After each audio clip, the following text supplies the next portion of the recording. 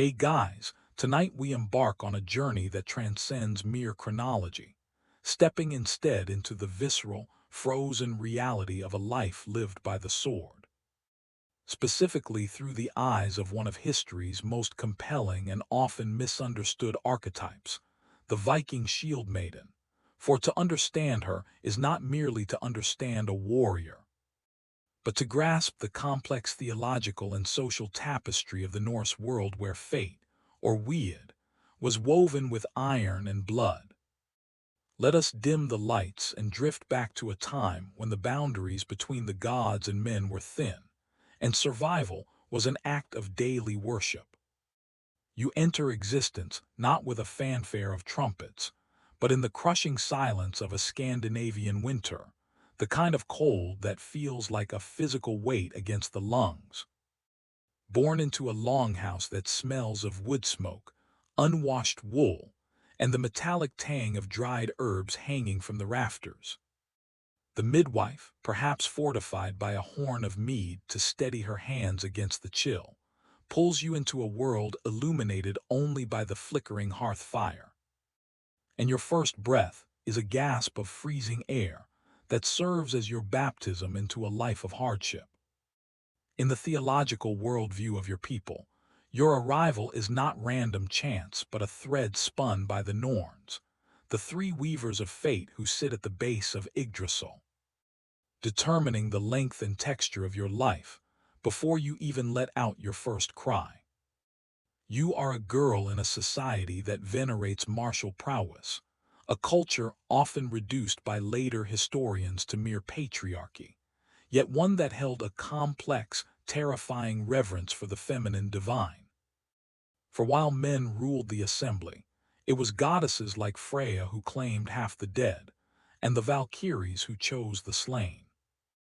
Your father, a man whose face is etched with the map of past raids and the salt of the North Sea, looks upon you with a mixture of pragmatic calculation and weary affection, muttering that you will be trouble, a prophetic statement that acknowledges the spark of something fierce in your eyes, a spirit that refuses to be docile even in the cradle. This cradle, likely a repurposed trough or a hollowed log, becomes your first fortress, shared perhaps with a carved wooden totem of an owl or a wolf, intended to ward off the malevolent spirits that the Norse believed lurked in the shadows, waiting to snatch the souls of the vulnerable. There are no gentle lullabies here, only the rhythmic, guttural songs of the elders recounting the doom of gods and the glory of ancestors, songs that seep into your subconscious, teaching you that life is a cycle of violence and rebirth, and that peace is merely the pause between breaths. As you grow, surviving the high infant mortality rates that saw many of your peers taken by sickness or cold, you learn that childhood in the Viking Age is not a protected garden, but a training ground for the harsh realities of existence. The concept of play is indistinguishable from preparation. Your toys are discarded bones and sticks, which your imagination transforms into the weapons of legends. And your playground is the mud and ice outside the longhouse, a chaotic ecosystem shared with livestock that are as hardy and ill-tempered as the people. You learn the social contract of your clan early, understanding that generosity, the sharing of food, the breaking of bread, is the glue that holds society together against the dark. Yet you also learn that possession is a matter of strength, and that the weak are often left with the scraps. Education is not formal but observational. You watch your mother, a woman of immense hidden power who holds the keys to the household and manages the farm while the men are away, teaching you that domesticity is its own form of warfare against starvation and the elements. You watch the men sharpen their seekses and swords, the rhythmic rasp of whetstone on steel becoming the soundtrack of your evenings. And you see the reverence with which they treat these instruments of death, not as mere tools, but as extensions of their will, imbued with spirits and names. By the time you are 5, you have already mastered the essential skills of survival. How to kindle a fire from damp wood, how to skin a rabbit without piercing the gut, and how to read the winds that blow from the fjords, carrying news of weather or incoming ships. You are a wild thing, your hair matted with the dirt of the earth, your knees perpetually scraped. A living testament to the resilience of the human spirit in a landscape that actively tries to kill you. The elders, those keepers of lore and wisdom, look at you and see the shadow of the Shieldmaiden, a path that is not taken lightly. For it requires stepping outside the traditional loom-weaving destiny of your gender to become a weaver of peace through the paradoxical application of war. Puberty arrives as a violent storm, transforming your body and your social standing, a biological reality that in many cultures would signal a transition to quiet domesticity. But for you, it brings a restlessness, a kinetic energy that cannot be contained by the walls of the longhouse. You feel the pull of the horizon, the call of the waves that crash against the jagged coast, and while other girls may begin to focus on the arts of the hearth, you find your hands itching for the weight of a weapon. This is the pivotal theological moment of your life, a rejection of the safe path for the perilous one, a choice that aligns you with the mythological figures of the Valkyries, those choosers of the slain who serve Odin, the All-Father. Your training moves from the playful wrestling of childhood to the deadly serious sparring of adolescence, where you are pitted against boys who are rapidly becoming men. And you learn quickly that the battlefield does not care for your gender, only for your competence. You are taught to endure pain not with tears but with a stoic acceptance, understanding that a bruise is a lesson and a scar is a diploma. When your father presents you with your first true weapon, an axe, heavy, cold, and lethal, it is a rite of passage that carries the weight of a sacrament. You name the weapon, perhaps wolf biter or skull splitter, granting it a soul and forging a bond with the object that goes beyond the physical. The axe is a tool of the commoner, humble yet devastating, much like yourself, and as you practice swinging it, you learn the physics of death, how to use momentum and leverage to overcome opponents who are stronger and larger than you. The skepticism of the village boys, who mock your ambition with the arrogance of youth, becomes the fuel for your fire. When you step into the sparring ring and drive a larger opponent into the mud, utilizing superior technique and a ferocity born of needing to prove your right to exist in this space, the silence that follows is the sound of a paradigm shifting. You earn your place not through entitlement but through blood and sweat, realizing that in the Norse worldview, reputation is the only thing that survives death. The doom that is spoken of long after the body has returned to the ash. Your first voyage on a longship is a collision with the brutal reality of naval warfare, stripping away any romantic notions of adventure you might have harbored. The ship is a cramped, damp, and foul-smelling wooden shell tossing on the gray abyss of the North Sea, where you sit shoulder to shoulder with warriors, your personal space non-existent, your privacy a forgotten luxury. Rowing is a meditative torture, a repetitive act of collective will that binds the crew together into a single organism, driving the dragon-headed prow through the freezing spray. When the raid finally begins, when the keel grates against the sand of a foreign shore, the terror is eclipsed by a kind of divine madness, the berserker state or something close to it, where the conscious mind recedes and years of muscle memory take over. You charge not into a glorious duel, but into a chaotic, screaming mess of mud, blood, and panic, where your first kill is likely not a heavily armored knight, but a terrified villager defending his home with a farm tool. The theological implications of this violence are heavy. You are an agent of chaos, disrupting the order of another world to feed your own. Yet in the Norse mind, this is the natural order. The strong taking from the weak, a reflection of the constant cosmic war between the Aesir gods and the Jotnar giants. Surviving the raid, you return to the ship with your share of the plunder, silver, thralls, or merely food, and a new understanding of the fragility of life. You have crossed a threshold from which there is no return. You are no longer an observer of violence but a practitioner, and the village looks at you differently now, with a mixture of fear and respect, for you have touched the void and returned. As the years pass, the winters come and go like the rhythmic breathing of a sleeping giant, each one a test of endurance that winnows the weak from the strong, and you hone your craft, your body becoming a map of your history, etched with scars that tell stories of near misses and hard-won victories. You reject the traditional path of marriage, or perhaps you redefine it, finding that no man can hold your interest unless he can match your spirit, leading to a solitude that is not lonely but sovereign.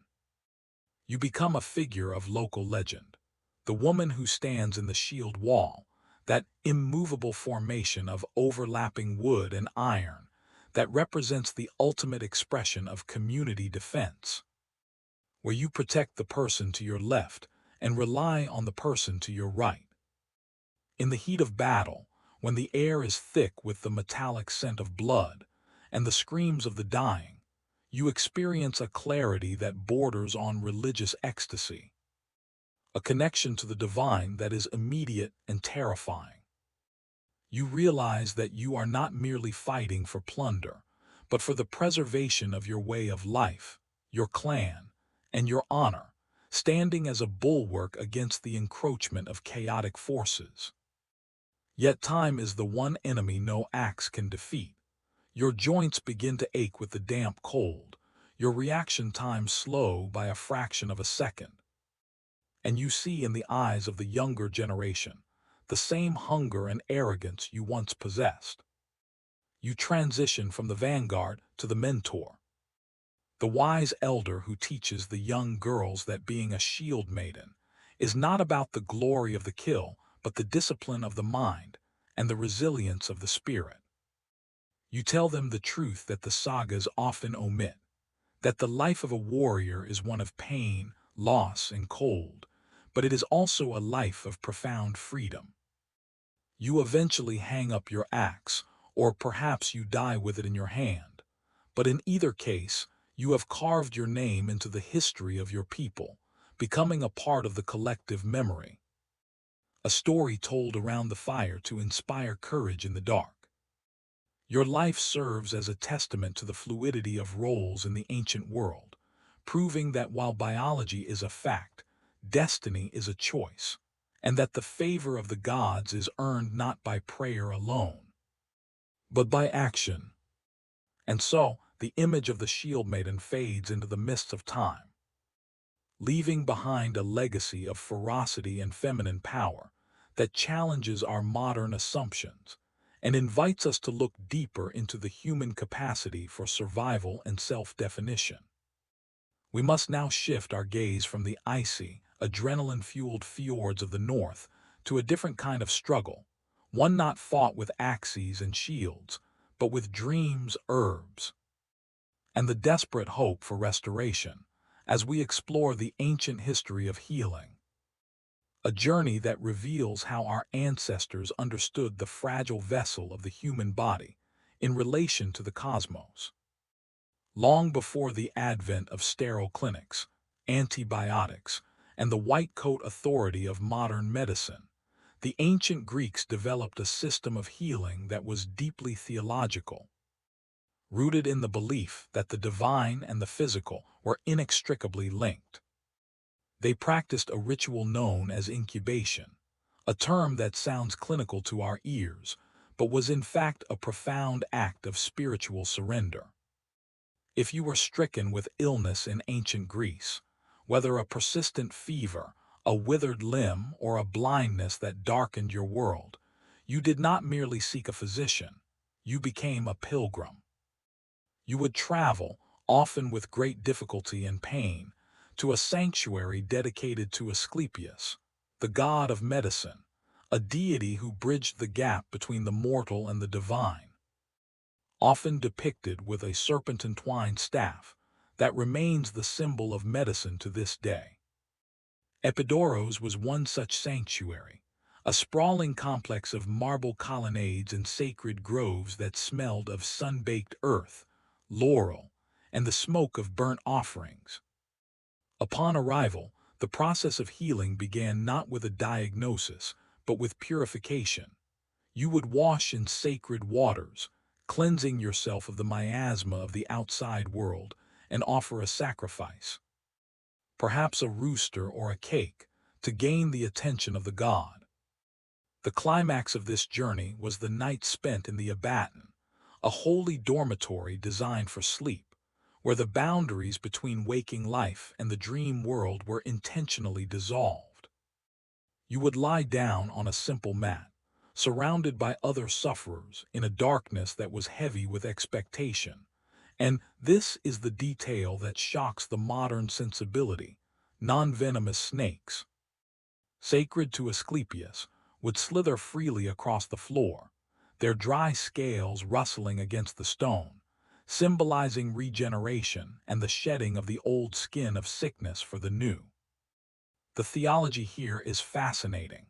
The Greeks believed that in the vulnerability of sleep, the soul was most open to the divine, and that Asclepius would visit the dreamer, either performing a miraculous cure in the dreamscape, touching the afflicted part, applying a salve, or giving instructions that the temple priests would interpret the next morning.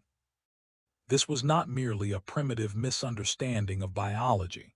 It was a sophisticated form of psychosomatic therapy, leveraging the immense power of belief, ritual, and the placebo effect to trigger the body's own healing mechanisms. The stone tablets found at these sites, inscribed with the testimonies of those who claim to be healed, serve as a testament to the efficacy of this faith-based medicine, recording miracles of restored sight and healed wounds that, while scientifically unverifiable, speak to the profound human need to find meaning in suffering and to believe that we are not abandoned by the powers that govern the universe. Leaving the sun-drenched colonnades of Greece, we travel eastward to the Fertile Crescent, to the ancient lands of Mesopotamia, between the Tigris and Euphrates, where the approach to healing took on a more defensive, even combative, theological tone. Here, illness was not seen merely as a physical malfunction or a divine test, but often as a spiritual assault, a breach of the body's defenses by malicious entities, demons, or the vengeful ghosts of the restless dead. In this worldview, a fever was not a virus but a possession, a headache was the grip of a demon, and the cure required a form of spiritual warfare. To combat these invisible assailants, the Mesopotamians developed the incantation bowl, a fascinating synthesis of pottery, magic, and theology. These bowls, often ordinary ceramic vessels, were inscribed with spiraling text written in Aramaic or other local dialects, starting from the center and winding outward, or vice versa, creating a trap for the malevolent spirit. The text was a legalistic and forceful command, invoking the names of high gods, angels, and cosmic powers to bind, shackle, and expel the demon causing the affliction. The bowls were then buried upside down under the threshold of the home, the liminal space between the safety of the domestic sphere and the chaos of the outside world, serving as a spiritual landmine or a demon trap. The theology behind this is profound. It reveals a world where humans felt besieged by invisible forces, where the boundaries of the self were permeable, and where health was maintained through the rigorous enforcement of spiritual borders.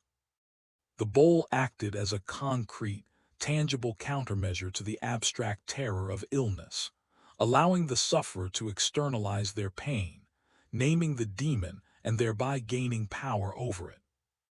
It was a psychological tool as much as a magical one, providing a sense of agency in a world where disease could strike randomly and fatally. Further south, in the majestic civilization of Egypt, healing was an art form that blended the empirical with the esoteric, utilizing the rich pharmacopoeia of the Nile alongside complex magical rituals. The Egyptians, with their obsession with the afterlife and the preservation of the body, developed a medical tradition that was centuries ahead of its time in terms of anatomy and surgery.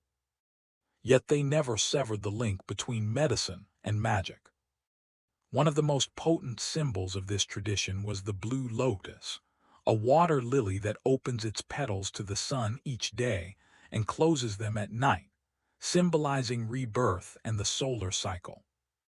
This flower was not just a symbol, it was a drug, a mild narcotic and sedative when steeped in wine, used to induce a state of euphoria and alter consciousness, allowing the patient to transcend pain and perhaps commune with the gods.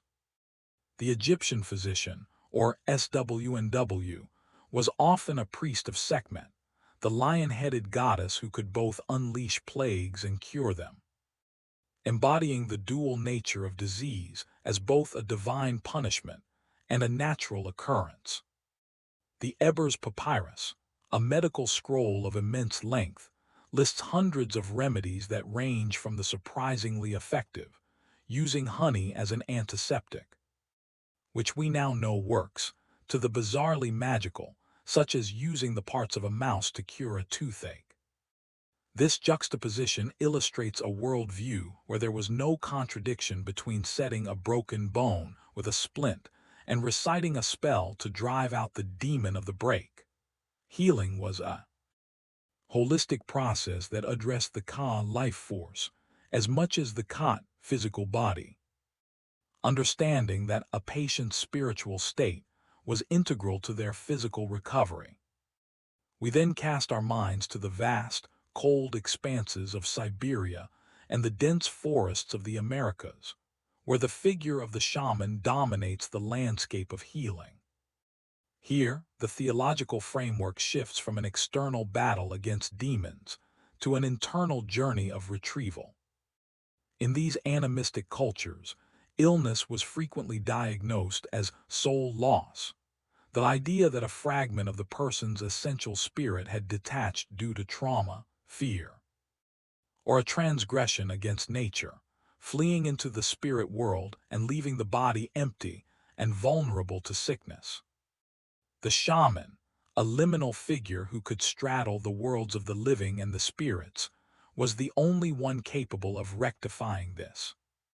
Through the use of rhythmic drumming, chanting, and often the ingestion of psychoactive plants like ayahuasca or peyote, the shaman would enter a trance state, an ecstasy in the original Greek sense of standing outside oneself. In this altered state, the shaman's consciousness would journey into the spirit realm, navigating a terrifying geography of lower and upper worlds to locate the lost soul fragment. Bargaining with spirit guides, fighting malevolent entities, and ultimately retrieving the essence of the patient to blow it back into their body. This form of healing is intensely communal and dramatic. The shaman enacts the struggle physically, sweating, shaking, and crying out, making the invisible battle visible to the community gathered around the fire.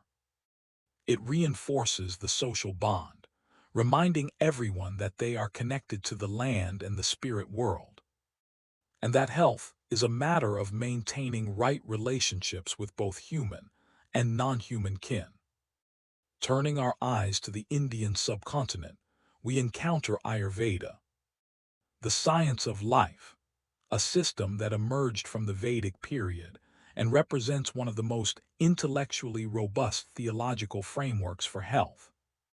Unlike the spirit battles of the shaman, Ayurveda views the body as a microcosm of the universe, composed of the same five elements: earth, water, fire, air, and ether.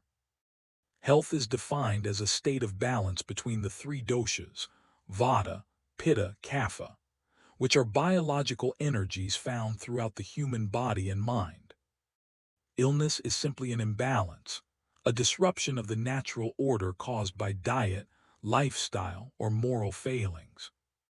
The Ayurvedic healer acts as a gardener of the body, using diet, yoga, meditation, and elaborate purification rituals like panchakarma, which includes oil massages and cleansing enemas, to restore equilibrium.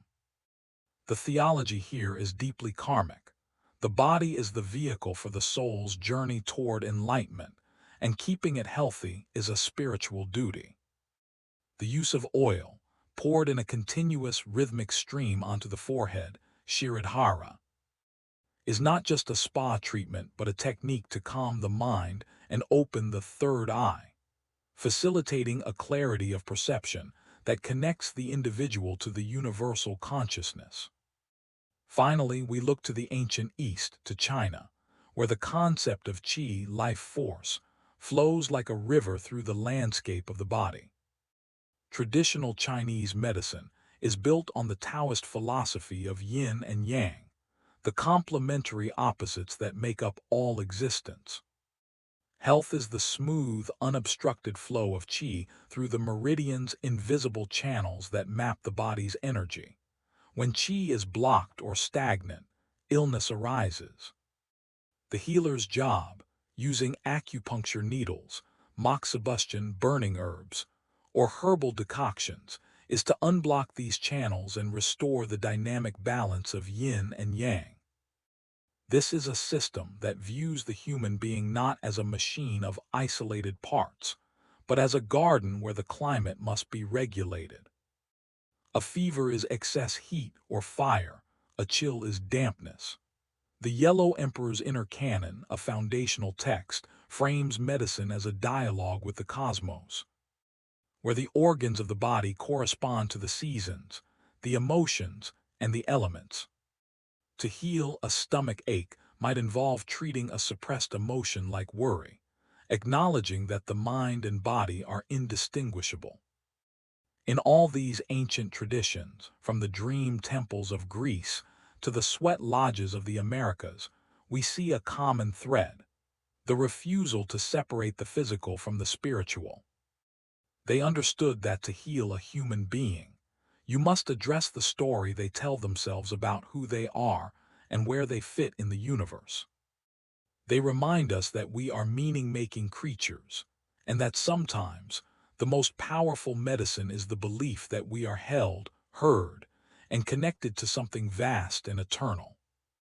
We turn now from the internal landscapes of the spirit to the external manifestation of the soul, examining a practice that is as ancient as the cognitive spark of humanity itself. The art of adornment. It is a profound error of the modern mind to dismiss jewelry as mere vanity or frivolous decoration.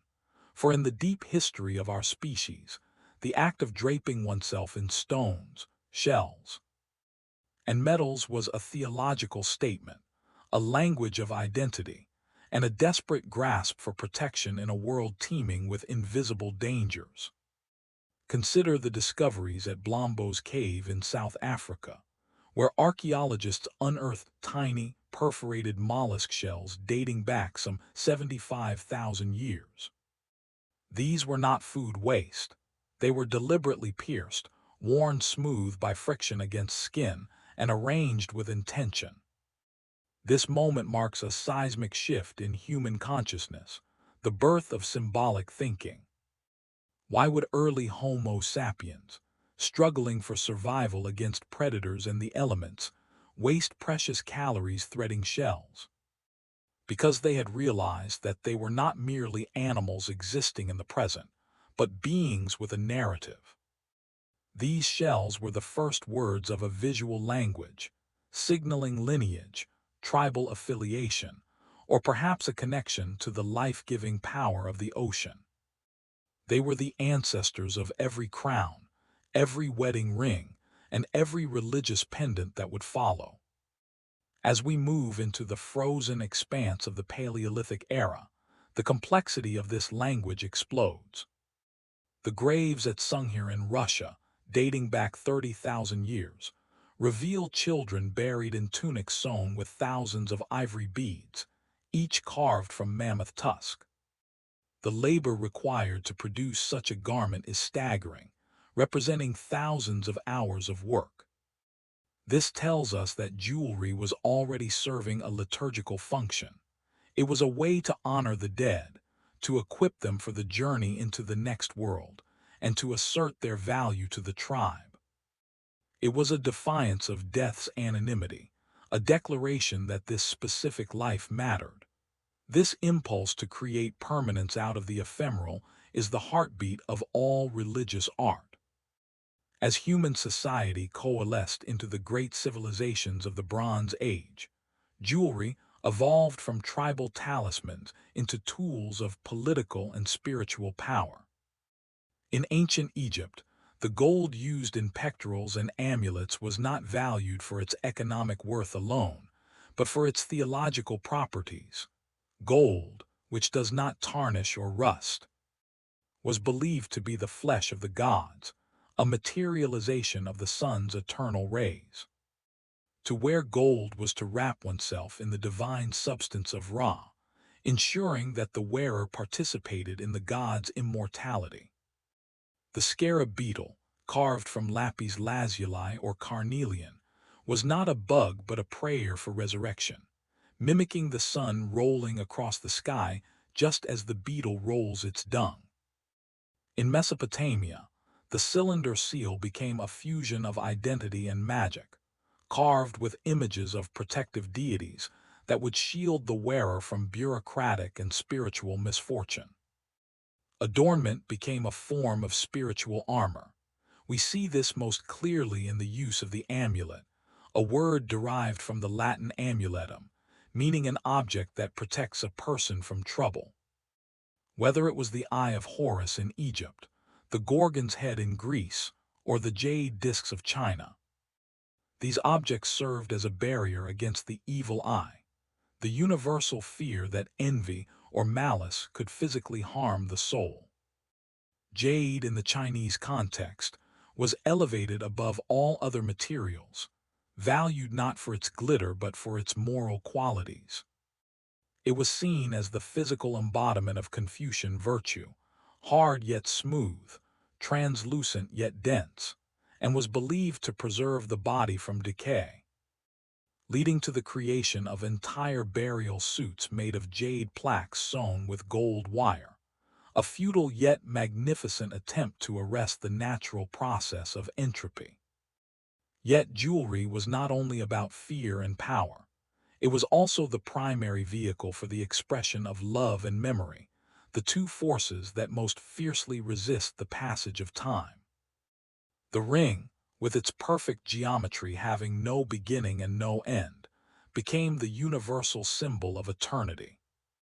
The ancient Romans, pragmatic as always, formalized the engagement ring, or annulus pronubis, often made of iron to symbolize strength, placing it on the fourth finger of the left hand in the belief that the vena amoris, or vein of love, ran directly from that finger to the heart. This physiological error became a poetic truth that persists to this day. Throughout history, jewelry has acted as a reliquary for the emotions. We see this in the posy rings of medieval Europe, inscribed with secret poems on the inner band, known only to the wearer and the giver, and in the somber beauty of Victorian mourning jewelry, where jet and woven human hair preserved the physical presence of the beloved long after they had returned to the earth. In this sense, the jeweler is a kind of alchemist, transmuting cold metal and stone into warm, living memory. When we look at the history of jewelry, we are looking at the history of human longing, the longing to be safe, to be powerful, to be beautiful, and above all, to be remembered. It is the externalization of our inner desire for the eternal, a way to anchor our fleeting existence to something that will outlast us. Gleaming in the darkness of the tomb, or the warmth of a descendant's hand. We descend now from the glittering heights of gold and gemstones into the cool, silent dark of the earth itself, to a place that embodies the human instinct for survival in its most primal form. The underground city of Naours, located in the Picardy region of northern France, beneath the unassuming wheat fields and quiet villages, lies a labyrinth that defies easy categorization.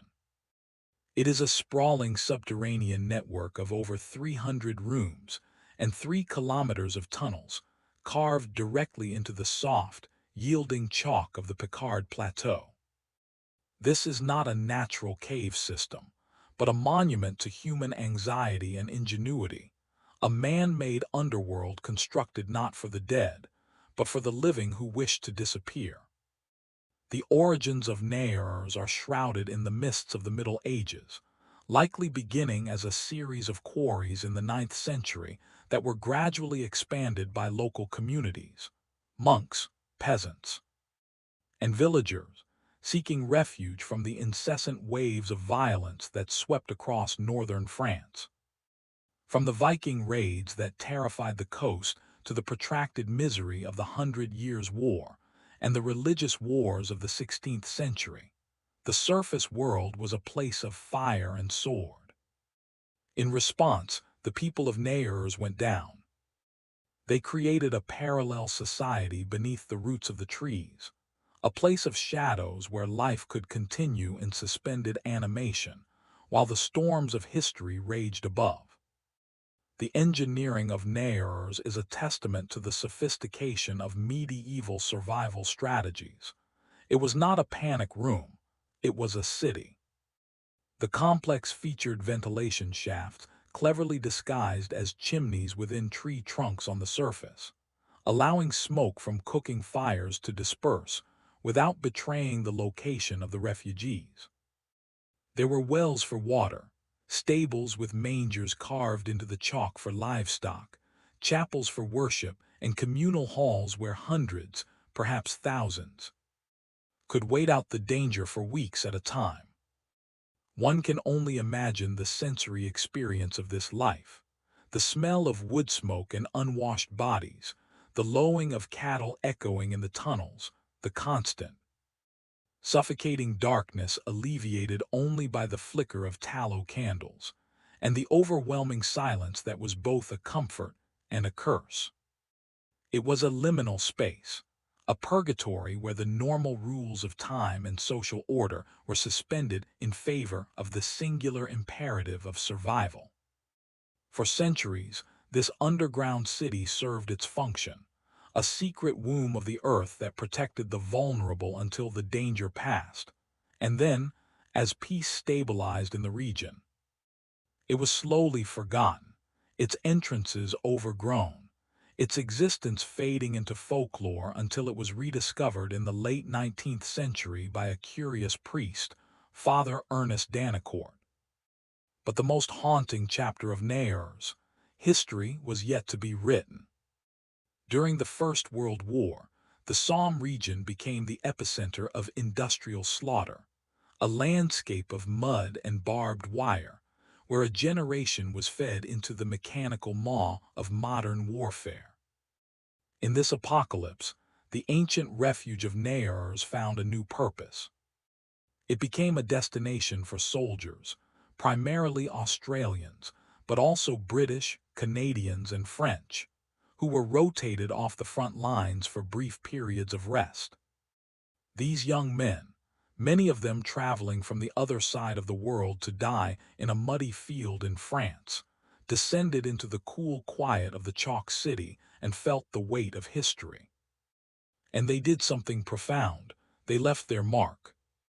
The walls of Naours are covered in over 2,000 inscriptions, a sprawling, chaotic archive of graffiti carved by the hands of men who knew they were likely walking towards their deaths. This is not the vandalism of bored tourists. It is a desperate assertion of existence. I was here, the walls scream. I existed. I had a name.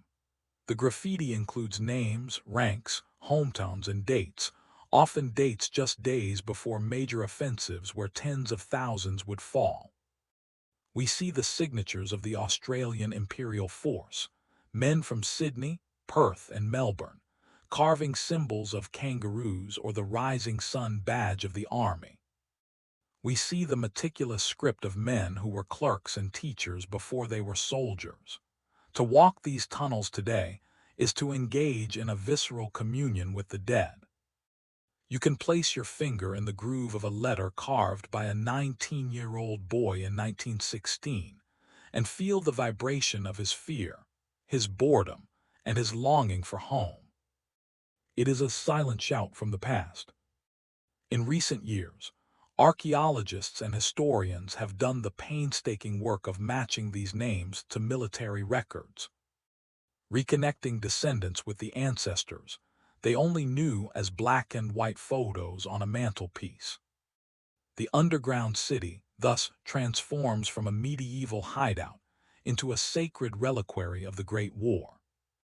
It reminds us that history is not just the movement of armies and the decisions of kings. It is composed of millions of individual tragedies and hopes. Naours stands as a physical metaphor for the human condition, a place of darkness where we huddle together against the cold, carving our names into the indifferent stone in the hope that someone someday will come down into the dark and read them, and in doing so, keep us alive for just a moment longer. It is a testament to the resilience of the spirit, which, even when buried under 30 meters of chalk and the weight of a world at war, refuses to be silenced. We must pause here, for to simply glance at the underground city of Naours and move on would be a disservice to the weight of history it holds, particularly when we consider the theological and existential crisis that defined the early 20th century. We need to linger in the damp, chalky air of those tunnels to truly understand the spiritual gravity of what transpired there during the Great War. Imagine, if you will, the psychological state of a young soldier in 1916, perhaps an Australian volunteer from a sun-drenched town in New South Wales, or a clerk from the rainy streets of Manchester, transported to the industrial hellscape of the Somme. Above ground, the world has been unmade. The landscape is a churned slurry of mud, toxic gas, and rotting flesh. A place where the logic of civilization has collapsed into the logic of the slaughterhouse. In this reality, the individual is obliterated, reduced to a unit of fodder for the artillery. But then, for a brief respite, this soldier is brought away from the front lines, marched through the ruined villages, and descends 33 meters into the earth, into the silence of Naours. This descent is mythic in its resonance. It is a catabasis, a journey into the underworld, but unlike the classical myths, this underworld offers life instead of death. As his eyes adjust to the dim lantern light, he sees not just a cave, but a city streets, chapels, stables, carved by medieval hands that feared Viking axes just as he fears German machine guns. In this moment, the timeline of human suffering collapses. The medieval peasant and the modern soldier become contemporaries, brothers in the shared fraternity of fear. It is in this state of suspended animation that the soldier takes out a knife, a bayonet, or perhaps just a sharp stone, and begins to carve. This act is not vandalism, it is a liturgical act of reclamation. When Private William Smith or Gunner J. Carter etches his name into the soft limestone, he is performing a ritual of self-assertion against the encroaching void. The chalk of Naours is soft, yielding easily to the blade, which makes the act feel intimate, almost like writing on skin. The graffiti they left behind, over 2,000 individual signatures, forms a vast, disorganized altar to the ego, a collective prayer that says, I am distinct, I am here, and I matter. Some of these inscriptions are incredibly detailed, featuring regimental badges, the rising sun of the Australian Army, or careful calligraphy that betrays a hand used to writing letters home, while others are hasty, jagged scrawls, perhaps carved by hands shaking from shell shock or exhaustion. We must also consider the heartbreaking proximity of these carvings to the event horizon of death. Many of the dates inscribed correspond to late June or early July 1916, the days immediately preceding the Battle of the Somme, a catastrophic offensive where the British Army alone would suffer nearly 60,000 casualties on the very first day. This knowledge transforms the walls of Naours into a book of the doomed, a list of men who were unknowingly writing their own epitaphs in the dark, leaving behind a tangible proof of life, just moments before they would be consumed by the fire above. The rediscovery of these inscriptions in 2014 by the archaeologist Gilles Prilaux was not merely an academic finding, it was a resurrection. For nearly a century, these names lay in the dark, silent and unread, covered by the dust of decades and the ignorance of passers-by who saw only a tourist attraction. When Prilaux and his team shone their lights upon the walls and realized the extent of the archive, the sheer density of the names, the way they clustered together like men in a platoon, they unlocked a portal to the past that was far more potent than any official war memorial. A stone cenotaph in a city square is a statement by the state, a sanitized and glorious interpretation of sacrifice. The graffiti at Naours is the raw, unedited voice of the soldier himself. It is intimate, messy, and deeply personal. The work done since then to trace these names, to find the living descendants of the men who carved them, is a profound act of historical healing. Imagine the moment a family in rural Queensland is told that their great-grandfather, whose body was never found in the mud of France, left his name on a wall in a cave 30 meters underground. It provides a locus for grief, a physical point of contact in a world that often denies us closure. It proves that the boring history of a hole in the ground is actually a vessel for the most powerful emotional currents of the human experience. Now, let us pull back the lens to synthesize the entirety of our journey tonight. For the story of the Naours soldier is not separate from the story of the Viking Shieldmaiden, the Mesopotamian healer, or the Paleolithic jeweler. They are all expressions of the same theological impulse, the refusal to accept the silence of the universe. When the Viking woman grips her axe, she is imposing her will upon a chaotic world, refusing to be a passive victim of fate. When the Mesopotamian buries a demon-trap bowl, he is creating a spiritual boundary, asserting that his home is a sanctuary that evil cannot penetrate. When the ancient artisan drills a hole in a shell to make a necklace, he is asserting that he is not just an animal, but a being of beauty and status who belongs to a community. And when the soldier carves his name in the chalk, he is fighting the ultimate battle against oblivion. All of these figures are engaged in the work of meaning-making, the uniquely human labor of building structures, whether they are made of stone, iron, ritual, or words that can withstand the erosive forces of time and death. They teach us that history is not a dry record of what happened, but a living testament to how we felt about what happened. It is the history of our anxiety, our vanity, our love, and our defiance. Furthermore, we see a recurring theme of the sacred container. The Shieldmaiden's body is a vessel for the warrior spirit. The Greek temple is a vessel for the healing dream. The Mesopotamian bowl is a vessel for the demon.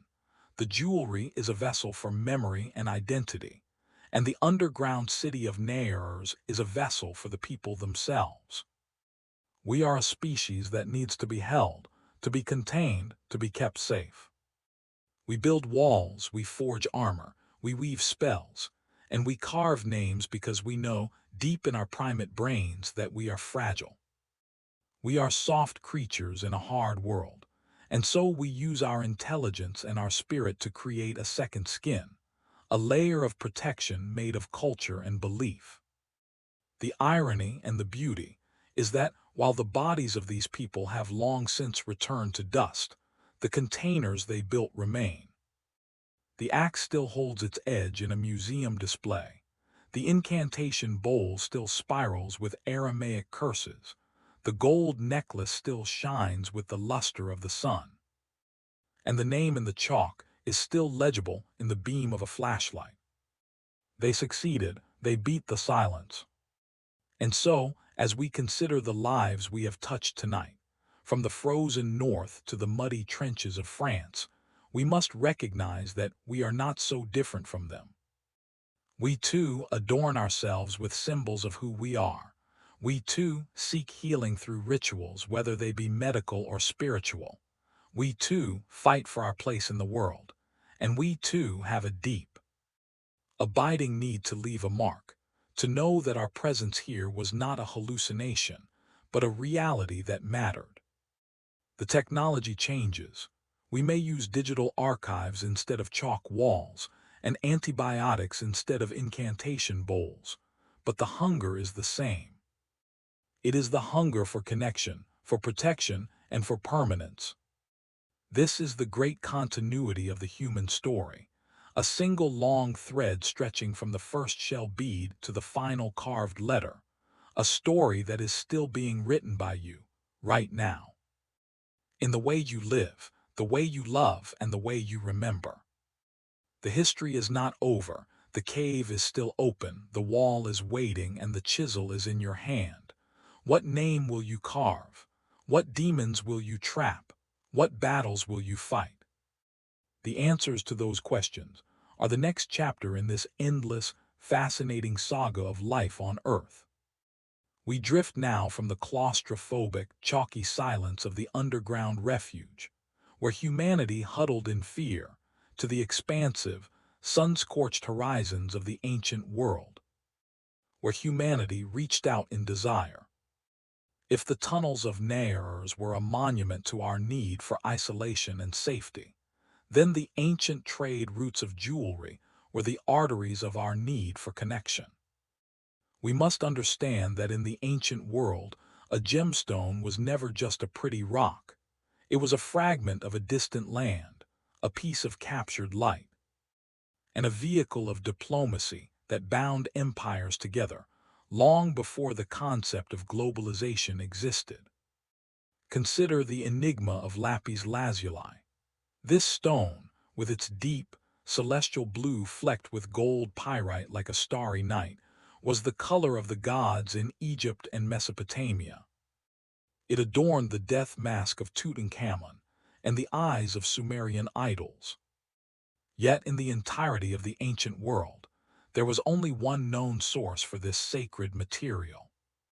The Sarai Sang mines in the forbidding mountains of the Badakhshan province in modern-day Afghanistan. This geological fact forces us to confront a staggering reality of ancient logistics. Thousands of years before the combustion engine, before the compass, and before the paved road, blocks of this blue stone were being quarried in the Hindu Kush and carried on the backs of men and beasts across thousands of miles of hostile terrain. They traversed the jagged passes of the mountains, crossed the arid deserts of Iran, floated down the Tigris and Euphrates, and sailed across the Mediterranean to reach the workshops of Thebes and Memphis.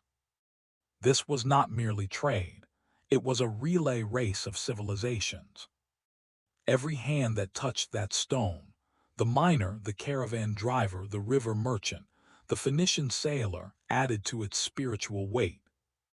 By the time a piece of lapis rested on the throat of a pharaoh, It was already a seasoned traveler, a survivor of a journey that spanned the known world. This Silk Road of stones tells us that the ancient world was far more interconnected than we often give it credit for. A turquoise ring found in a Greek market might whisper of Persian mines. A jade hairpin in a Central Asian grave speaks of Chinese craftsmanship. These objects were the ultimate cosmopolitan ambassadors, crossing linguistic and cultural barriers that humans themselves often could not. The Phoenicians, those master navigators of the Levant, became the great pollinators of this aesthetic culture. Sailing their cedar ships from the coasts of modern-day Lebanon, they carried not just Tyrian purple dye, but also glass beads and intricate gold work to the far reaches of the Mediterranean, from North Africa to the Iberian Peninsula. In doing so, they created a visual lingua franca, a shared language of adornment where an Egyptian lotus motif could find its way into the jewelry of a Spanish chieftain. This exchange went beyond commerce. It was a subtle form of cultural diplomacy. When kings exchanged jeweled gifts, they were not just swapping wealth. They were weaving a web of obligation and alliance. A gold bracelet sent from one ruler to another was a heavy thing, weighted with political implication. It could be a bribe, a peace treaty, or a threat, depending on how the light caught it. And for the common people, jewelry served a brutally practical purpose. It was portable banking. In a world without savings accounts or insurance, a woman's dowry, her heavy silver bracelets, her coin necklace, her gold earrings, was her safety net. If famine struck, if a husband died, or if war forced the family to flee, that jewelry could be melted down or traded for bread. It was beauty with a survival function, a break glass in case of emergency, fund worn openly on the skin. But let us move from the marketplace to the heart, for jewelry has always been the primary technology of human emotion, specifically the complex theology of love. Long before the modern diamond industry convinced the world that a stone was a requirement for marriage, our ancestors were forging symbols of commitment out of iron, reed, and bone. The ancient Egyptians, with their keen eye for symbolism, viewed the ring as a sacred geometry, a circle with no beginning and no end, representing the eternal nature of the bond.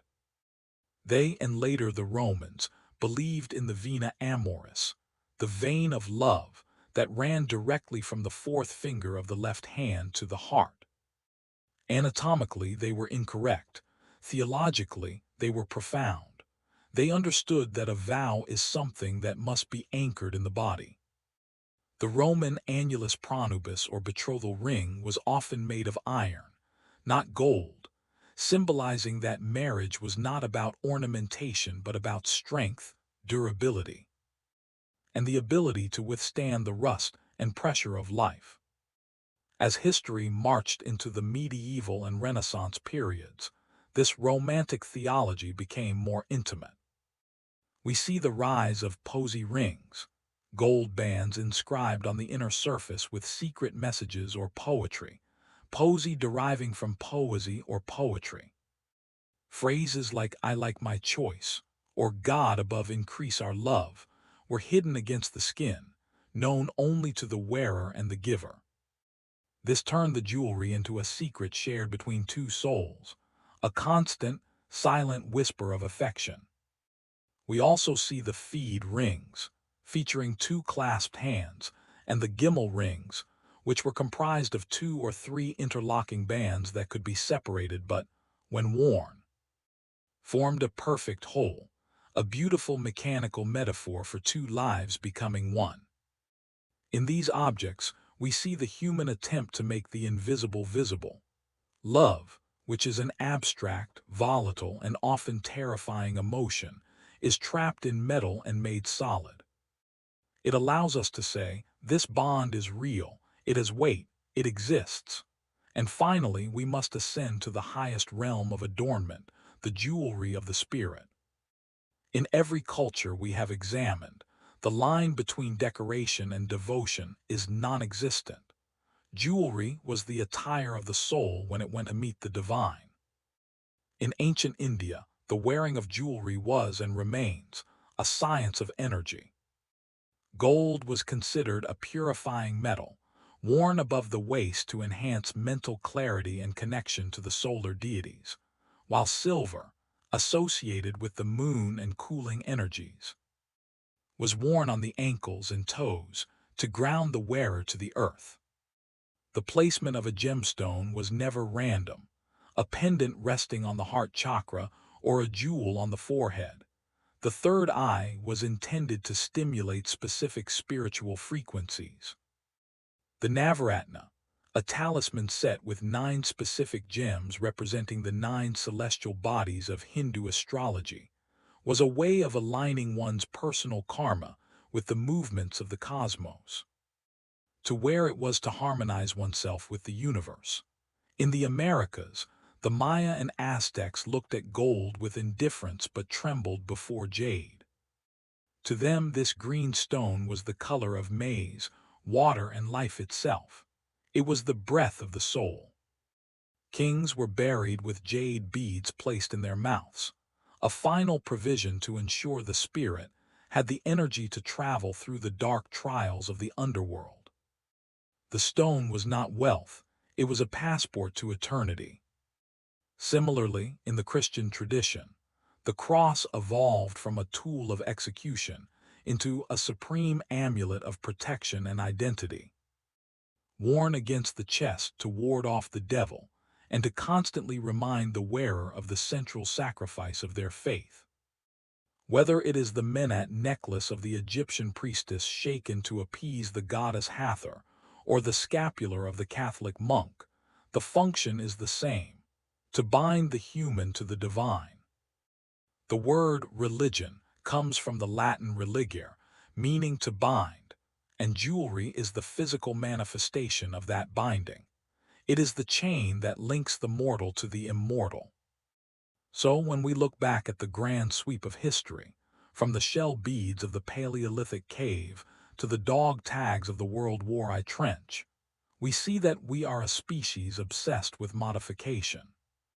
We are not content to be merely naked apes.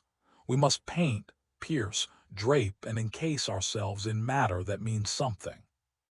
We use these objects to navigate the terrifying openness of the world, using a ring to navigate love, an amulet to navigate fear, and a gold coin to navigate trade. We are the animals that wear our stories. And in a world that often feels stripping and dehumanizing, the act of putting on a necklace or a ring is a small daily rebellion, a way of saying, I am here, I am valued, I am connected.